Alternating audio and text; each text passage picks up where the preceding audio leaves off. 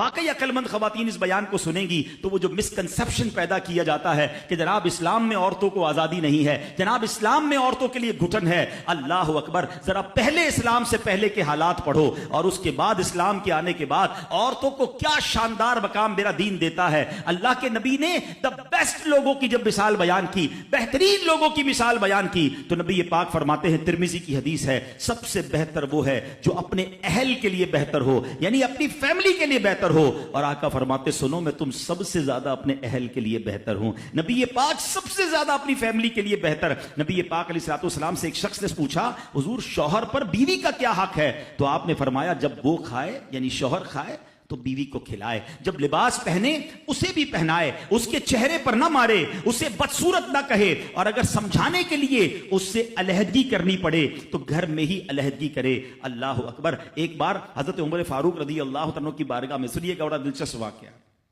سیدنا عمر فاروق کا کتنا بڑا نام ہے، آپ کے جلال کی، آپ کی عدالت کی مثالیں دی جاتی ہیں، بڑے بڑے لوگ آپ کے سامنے تھر تھر کانپتے تھے۔ آپ کا گھر میں انداز کیا تھا کہ ایک شخص آیا کہ میں حضرت عمر کے پاس جاؤں اور بتاؤں میری بیوی جو ہے مجھ سے اس طرح بات کرتی ہے، اور میرا وہ انداز نہیں ہوتا جو شوہر کے سامنے ہونا چاہیے، ہوتا ہے گھروں میں ہو جاتا ہے۔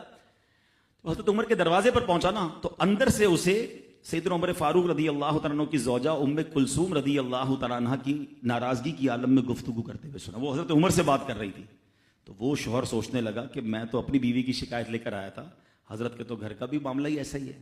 تو وہ کہتے میں واپس ہونے لگا، حضرت عمر نے بلا لیا، کہا کیوں آئے تھے؟